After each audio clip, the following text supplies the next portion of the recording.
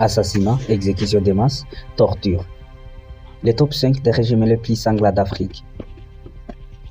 En Afrique, leurs noms sont restés à jamais gravés dans l'histoire. Idi Amin Dada, Mengistu Haile Mariam, Omar el-Bashir, Hosseini Habre, Charles Taylor, entre autres, ont marqué les esprits durant le règne entre les années 70 et les années 2000. Arrivés au pouvoir, ils ont régné d'une main de fer, menant une politique de répression particulièrement violente marquée par des assassinats, des exécutions, des emprisonnements en masse et les recours à la torture systématique dans les lieux de détention.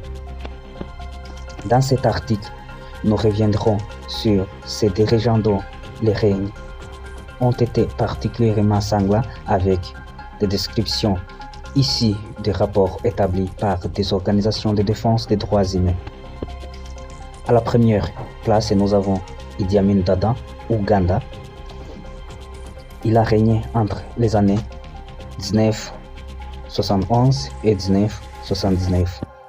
La vie d'Idi Amin Dada a fait l'objet d'un film, Le Dernier Roi d'Écosse, dans lequel l'acteur américain Forest Whitaker a incarné avec brio le dictateur ougandais. Idi Amin Dada est arrivé au pouvoir à la suite d'un coup d'État. Le 26 janvier 1971 qui a renversé Milton Obote. Dès sa prise de pouvoir, il a appliqué l'ABCD du régime militaire. Le Parlement est aboli, les partis politiques sont suspendus et un régime présidentiel est instauré par décret. Des forces de sécurité se voient attribuer de larges pouvoirs d'arrestation sans mandat et peuvent détenir indéfiniment, sans inculpation, toute personne soupçonnée de subversion faisant ainsi planer une épée de Damoclès sur l'ensemble des citoyens. La prise de pouvoir d'Amin avait pourtant suscité beaucoup d'enthousiasme, mais très vite, les Ougandais s'aperçoivent qu'ils ont affaire à un homme excentrique qui les resteront jusqu'à sa chute. Les premières années du régime d'Idi Amin Dada sont marquées par l'assassinat de plusieurs personnalités des premiers plans, dont Benedict Kiwanuka, président de la Cour suprême, enlevé le 21 septembre 1972. En pleine audience émanée dans un véhicule militaire puis assassiné en raison de ses prises de position en faveur de l'indépendance du pouvoir judiciaire.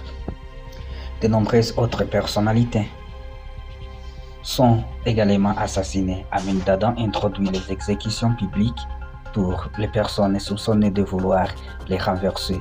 Amnesty International rapporte notamment l'exécution publique de 15 hommes le 9 septembre 1977 ainsi que de nombreuses disparitions et assassinats commis par les forces de sécurité. Depuis 1971, un très grand nombre de personnes ont disparu en Ouganda après avoir été arrêtées par les forces de sécurité, écrit Amnesty International dans l'un de ses rapports. Les arrestations sont effectuées par différentes branches des forces de sécurité qui amènent généralement les victimes dans leurs propres quartiers généraux, commissariats ou casernes, devenus les lieux de torture. Les casernes présentes dans toutes les villes d'Ouganda ont été théâtre des massacres des soldats et des policiers, notamment ici de Tribi, Langui, Acholi en 1971, 72, 73, 77. Des membres d'autres tribus tels que les Lumbars et les Tessons etc. ont également subi le même sort, écrit Amnesty International. De nombreux hauts fonctionnaires, notamment issus de tribus Acholi et Langui, ont été tués à cette époque. Il en est de même pour des dirigeants religieux et des fidèles comme Monseigneur Janan Luamu, archevêque de l'église d'Ouganda, du Rwanda et du Burundi.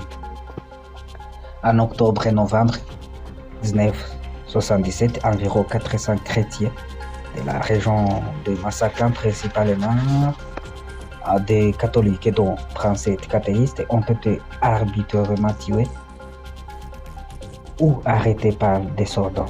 Les bureaux de recherche d'État, agences de renseignement placées sous le contrôle direct du président, s'est tristement illustré dans cette théorie. La torture systématique et les exécutions sommaires dans des lieux isolés, en pleine brousse, ainsi que dans diverses maisons privées utilisées à cet effet, sont mentionnées dans les rapports. Les personnes arrêtées par ces agences s'exposent à des exécutions sommaires par fusillade ou par d'autres méthodes devenues courantes en Ouganda, relève Amnesty International. Par exemple, un détenu peut se voir ordonné sous la menace d'une arme de tuer d'autres détenus en les frappant à la tête avec un marteau, une hanche ou un essuie de voiture. Dans l'une des variations de cette méthode d'exécution, les détenus sont alignés. Le premier reçoit un marteau pour tuer le suivant, puis il est à son tour tué, jusqu'à ce que toute la file soit exterminée, le dernier survivant étant abattu. Au fil des années, de nombreux rapports ont fait état des corps des détenus retrouvés avec les crânes fracassés. Le nombre de personnes tuées depuis 1971 par le régime de Amin Dada varie. Selon les estimations les plus faibles évoquent 50 000 victimes, tandis que d'autres avancent jusqu'à 300 000 morts, voire davantage. Renversé en 1979, Idi Amin Dada s'est réfugié en Arabie Saoudite où il est mort sans avoir été jugé pour ses crimes le 16 août 2003. À la deuxième place, nous avons Mengistu Haile Mariam de l'Éthiopie. Il a régné entre les années 1977 et 1991. Au terme d'un procès qui a duré près de 12 ans, Mengistu a été reconnu coupable de génocide et de crimes contre l'humanité par un tribunal fédéral d'Éthiopie en 2008, puis condamné à mort par pendaison. Sont en cause les crimes commis durant la sanglante campagne de répression, la terreur rouge menée par son gouvernement, le DERG, entre 1977 et 1978. Selon la justice éthiopienne, le régime de Mengistu Mariam a causé la mort de plus de 2000 personnes, dont 60 hauts responsables, ministres et membres de la famille royale, exécutés par peloton d'exécution. Environ 2400 personnes ont été tuées. Des dizaines de milliers de personnes qualifiées d'ennemis politiques ont été torturées ou tuées sous le régime de Mengistu Haile Mariam. À la tête d'une junte militaire entre 1977 et 1991, la terreur rouge était une campagne de purge politique visant les opposants présumés, dont des milliers ont été exécutés par garrottement ou par balle, leurs corps étant jetés dans les rues. Au cours des 17 dernières années, des milliers de personnes soupçonnées d'être des opposants au gouvernement ont été détenues pendant de longues périodes sans inculpation ni procès, y compris de nombreux prisonniers d'opinion, écrit Amnesty International dans un rapport. L'organisation précise que les opposants au régime, souvent issus des groupes ethniques tels que les Tigrés, les Érythréens ou les Oromos ont été victimes d'arrestations, de détentions arbitraires, de tortures, de disparitions et d'assassinats. La torture était une pratique courante lors des interrogatoires, aussi bien pour les prisonniers politiques que pour les détenus des droits communs. Des milliers de prisonniers politiques ont disparu de leur lieu de détention et auraient été exécutés secrètement selon Amnesty International. Des témoins ont déclaré au tribunal que les proches venus récupérer les corps à la morgue devaient payer les balles qui les avaient tués. Un témoin, Giziwa Tefera, a raconté que les soldats qui avaient tué son père lui avaient coupé la tête et l'avaient mise aux enchères sur un marché. Personne ne voulait acheter la tête de mon père, a-t-il déclaré. En 2000, lors d'une audience du procès, une experte médico-légale argentine a indiqué durant le procès que certains restes exhumés de fosses communes montraient que les victimes avaient été tuées par garrottement. Parmi les preuves présentées figuraient les ordres d'exécution signés ainsi que des vidéos des séances de torture. Absent lors de son procès, Mengistu Haile Mariam, réfugié au Zimbabwe après sa fuite en mai 1991, n'a jamais été extradé vers l'Éthiopie. À la troisième classe, nous avons Omar el-Bashir du Soudan. Il a régné entre 1989 et 2019.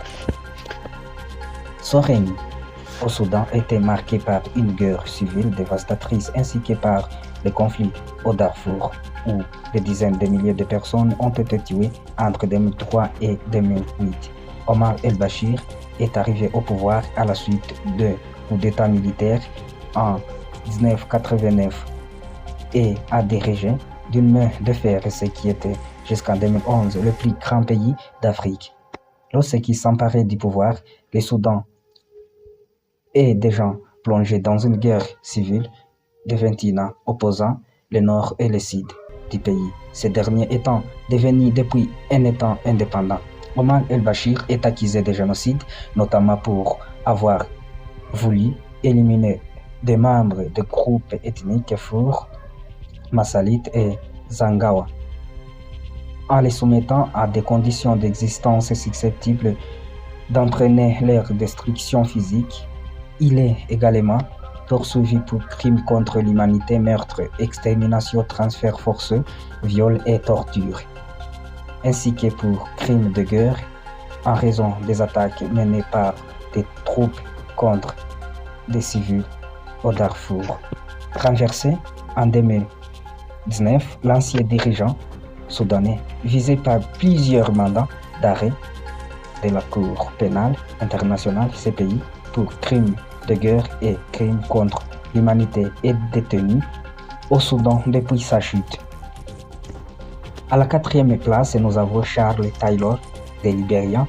Il a régné entre 1997 jusqu'en 2003. Il s'est imposé comme un chef de guerre impitoyable après avoir déclenché au Libéria une guerre civile brutale en 1989 pour renverser son prédécesseur. De 1999 à 1997, Charles Taylor dirige le Front National Patriotique du Libéria, NPFL, un groupe rebelle cherchant à renverser le président de l'époque, Samuel Doe. Ces troupes ont été impliquées dans de nombreuses exactions contre des civils, notamment des exécutions sommaires, des massacres, des viols systématiques, des mutilations, des actes de torture, des recrutements forcés à grande échelle et l'utilisation d'enfants soldats selon des rapports d'ONG. Charles Taylor a particulièrement marqué les esprits par la cruauté de ces hommes lors du conflit en Sierra Leone voisine où il soutenait les rebelles du Front révolutionnaire uni, RUF, de Fondé Sanko pendant la guerre civile entre 1991 et 2002. Des dizaines de millions de victimes directes ont subi mutilation, viol, enlèvement et enrôlement forcé en Sierra Leone. Les victimes étaient parfois contraintes de choisir d'être amputées d'un bras ou d'une jambe, manche longue ou manche courte, selon les niveaux auxquels l'amputation serait pratiquée par leur bourreau. Arrêté au Nigeria, puis transféré aux Pays-Bas, Charles Taylor a été condamné en 2012 à 50 ans de prison par le tribunal spécial pour la Sierra Leone, TSSL, siégeant à La Haye. Il a été reconnu coupable de 11 chefs d'accusation, dont des crimes de guerre et des crimes contre l'humanité pour son rôle dans la guerre civile en Sierra Leone. À la 5e place et la dernière, nous avons Hissène Habré de Tchad. Il a régné entre 1982 jusqu'en 1992. Hissène Habré est mort en prison à Dakar en août 2021. Le 30 mai 2016, l'ancien président tchadien a été reconnu coupable de crimes contre l'humanité, de crimes de guerre et de tortures, y compris de violences sexuelles et de viols par des chambres africaines extraordinaires, un tribunal ad hoc créé au sein du système judiciaire sénégalais à la suite des plaintes déposées par des victimes et des ONG de défense des droits de l'homme. À l'issue de son procès, il a été condamné à la prison à perpétuité. Le 27 avril 2017, une cour d'appel a confirmé ce verdict et l'a condamné à verser environ 123 millions d'euros d'indemnisation aux victimes. Entre 1982 et 1990, Hissène Habré a dirigé le Tchad d'une main de fer après avoir pris le pouvoir à la tête d'une rébellion.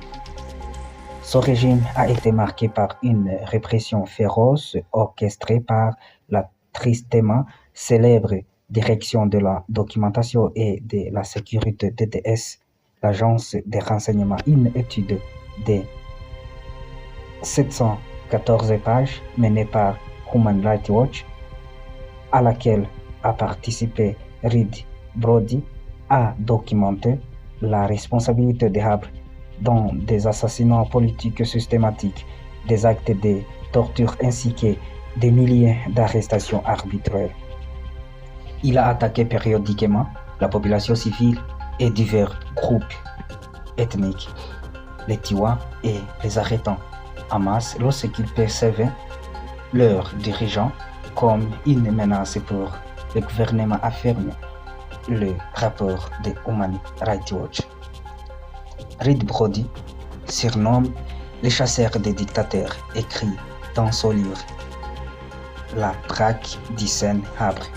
Juger un dictateur dans un monde d'impunité que, lorsque les interrogatoires des prisonniers avaient lieu, la torture n'était pas l'exécution mais la norme.